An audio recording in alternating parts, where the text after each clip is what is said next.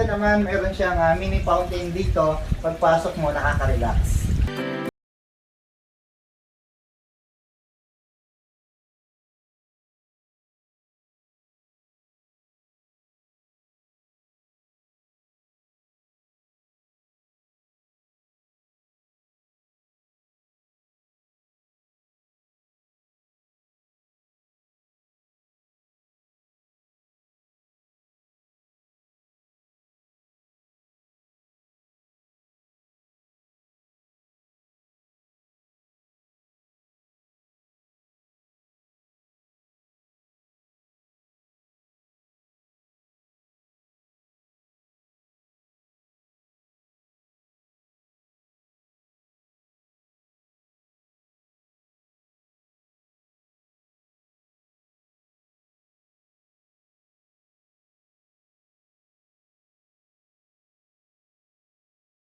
Hi guys, welcome to your home. And before we go inside, let me check first the exterior of this property. Masok po ako dito sa small gate natin. Yan. Tapos ito po yung gate natin na malaki para sa garahe. Pero dito po muna tayo sa area nito. Wow, maganda naman, meron siyang mini fountain dito. Pagpasok mo, nakaka-relax. Landscape garden. Kung saan ito po yung harap ng house and lot na ito. Yan po. Ito po yung loan. And then, yan, may garden siya dito. Tapos may open space siya dito. Depende po kung ano po yung pwede mong gawin dito. Pwede kang magtanim. Kung mahilig kang mag-garden, pwede rin siya. Or storage, depende sa'yo. And then in my left, kung mapansin nyo, mayroon na glass dito and then awning window. Tapos yan, naka-tiles na to. Itong harap. Tapos ito may glass na rin siya.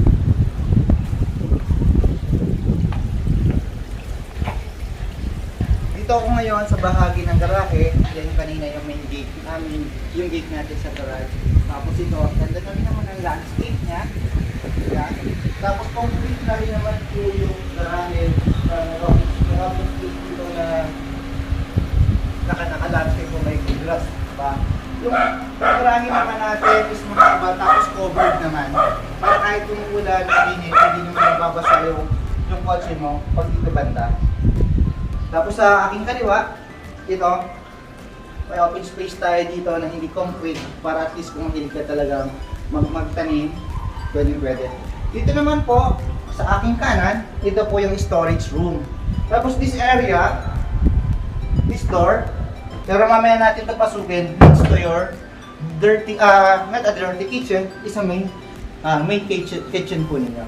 Doon sa kitchen. Tapos dito, this area po na may gate na rin para secure. This area is leads to your everyday kitchen. And this place in my left, ito po yung inyong para po sa main room with toilet and bathroom na po yan.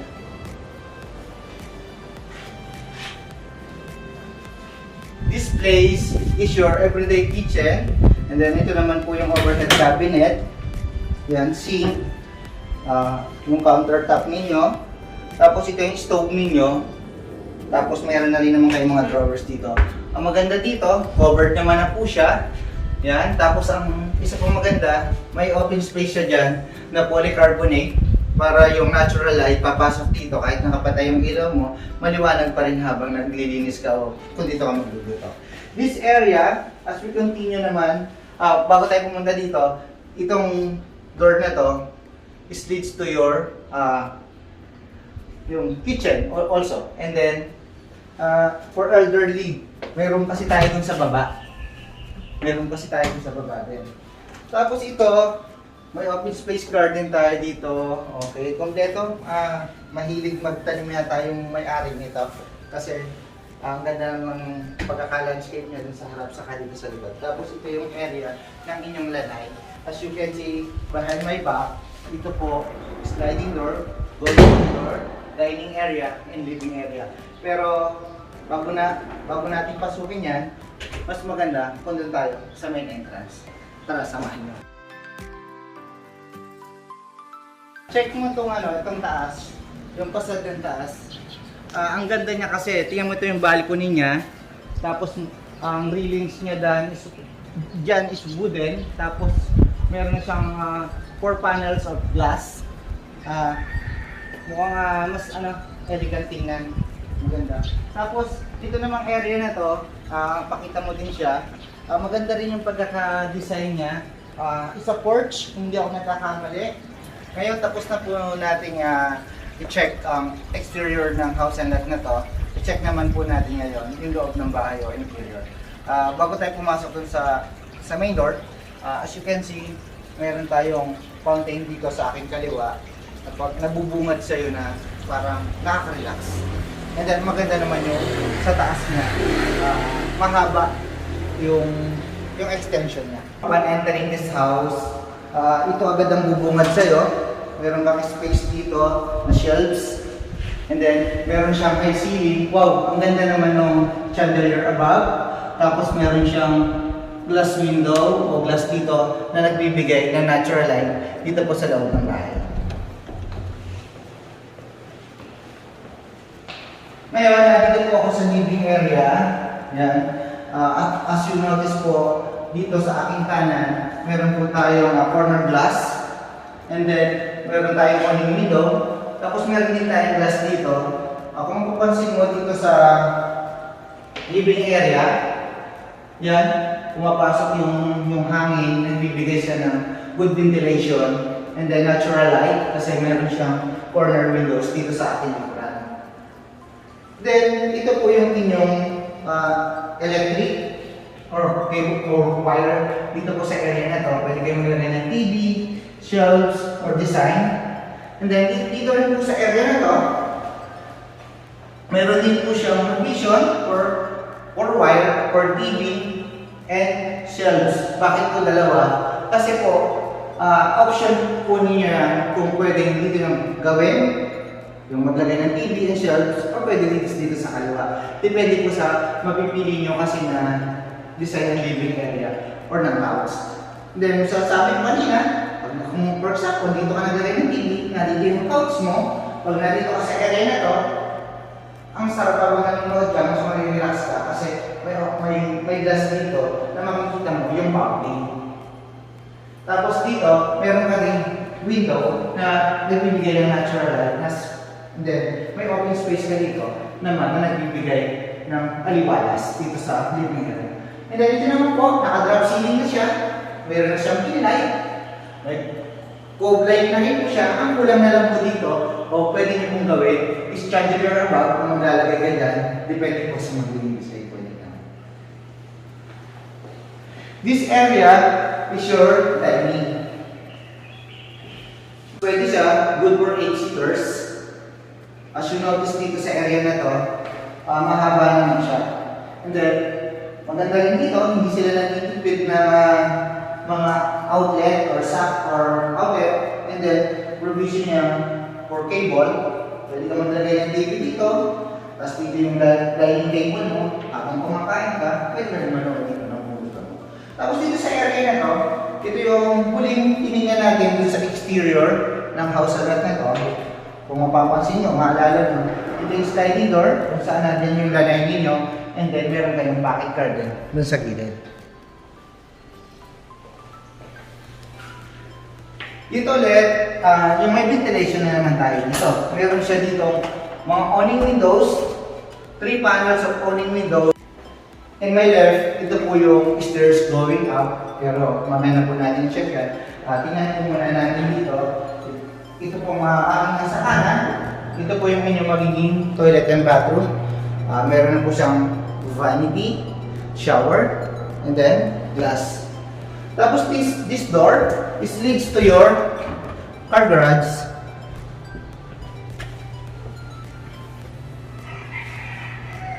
And this another door naman po, ito naman po yung inyong pwedeng maging elderly room, guest room, o depende po sa inyo.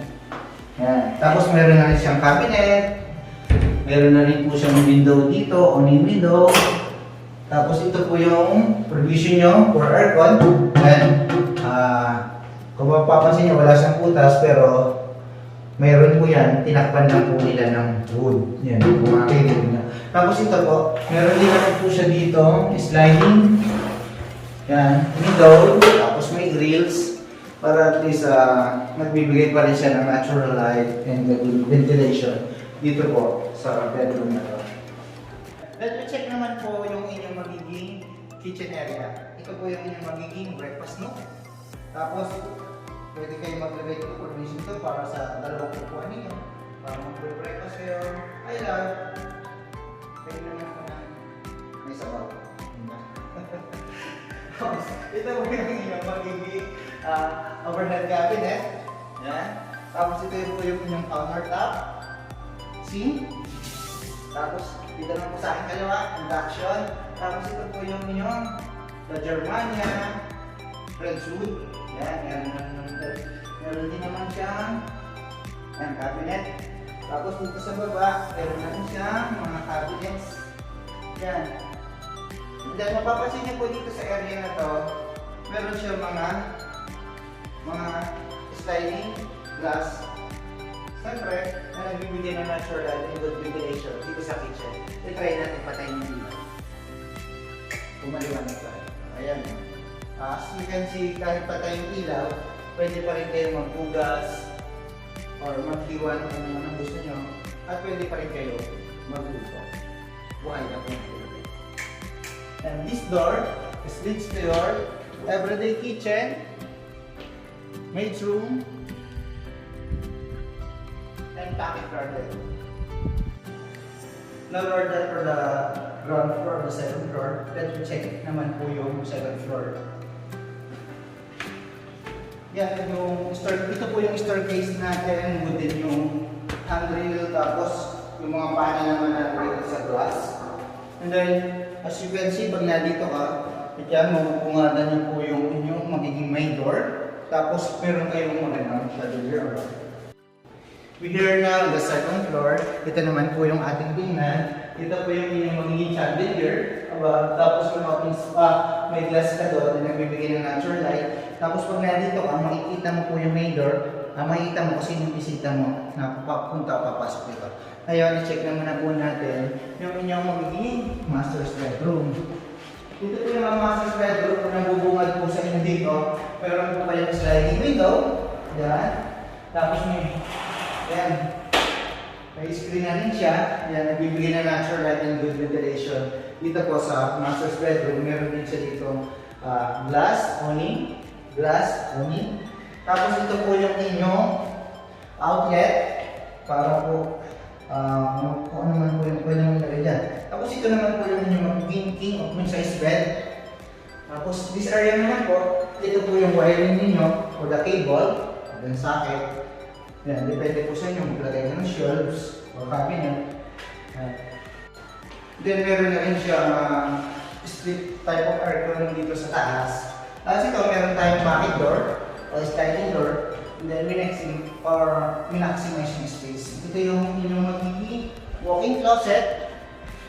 Tapos ito yung inyong makeup area na may glass na din. Tapos ito, yung inyong magiging toilet and bathroom with vanity. Yan, okay na tayo sa master's bedroom. Check naman po natin yung first bedroom. And then bago tayo pumunta sa first bedroom, kung mapapansin nyo, may shelves na din dyan. Sila na mismo ang nag-design para sa inyo. We are now in the first bedroom. As you notice, meron tayo dito sliding window, gives natural light and good ventilation. And then also meron din dito, yan, awning. Tapos ito yung inyong magiging cabinet. Tapos this area, provision for television, and then may shelves na din tayo dito, and then cabinet. Yan.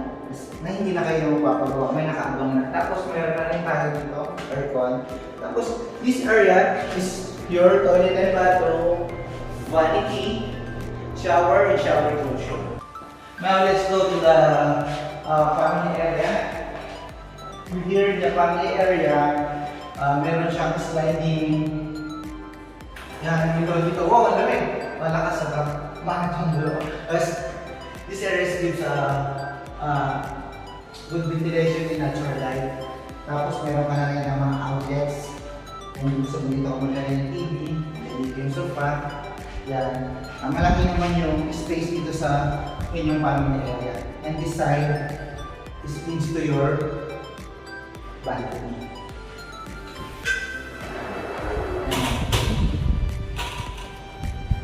Ito yung inyong balcony.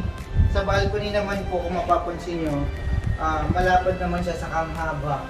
And then mataas naman yung railings niya. Parang hindi siya nakakatakot o nakakailang. Tapos, kung titignan mo, matibay naman yung pagkakagawa niya. Tapos may mga glass panel na siya dito. By the way, yung mga kwarto po dito sa second floor, lahat po ay may toilet and bathroom. Tapos meron po kayong malaking family area. Tapos meron po kayong ganito kalaki o kalawak na balcony na yun, presko, yung hangin. Pwede ka maglagay dito ng table, upuan, pwede ka dito mag-relax. Kasi pag magandang araw, oras na, hindi na siya mainit. So, let's go back to the, to the ground floor. Wait lang. Now, let's go back to the family area. And then, sa area na to, pwede ka maglagay ng table, upuan. Then, kasi pag gantong panahon na o gantong oras na, 12 noon, hindi na siya mainit dito. Nakaka-relax kasi saka mahangin. Now, let's go back to the family area. Ngayon po, recap po muna tayo. This house and lot area po is 194 square meter. Floor area niya mula sa baba hanggang sa taas is 214 square meter. 4 bedrooms, 1 maid's room, 5 toilet and bath, 2 car garage, may magandang space na living area, dining, and may good ventilation ng kitchen, and a lot of space po dun sa perimeter ng house and lot na may mga landscape na. And then, nandito po ako ngayon sa second floor. Ito makikita nyo, napakagandang chandelier. Hi guys! We're done for open house tour for this week. Itong property na to, house and lot, napakaganda. And then, pinag-isipan yung bawat details ng property o house and lot na to. If you like this video naman po, and then interested kayo, pwede nyo po akong tawagan o i-text sa number na to para at least makapag-schedule po kayo ng site viewing o site rating para makita nyo po ng personal ang property na to. And then, siyempre, please paki-like and follow po ako sa aking page, EDJ Realty, and my Facebook, Edelbert Halos. And please don't forget to like, subscribe, and hit the bell button for notification para lagi po kayong makareceive o makatanggap ng mga bago po mga pinipictured na property dito po sa Rizal and Metro Manila area. Again, this is Edelbert Halos, helping you find a home that's meant for you. Ang lamig, saka ang ganda niya.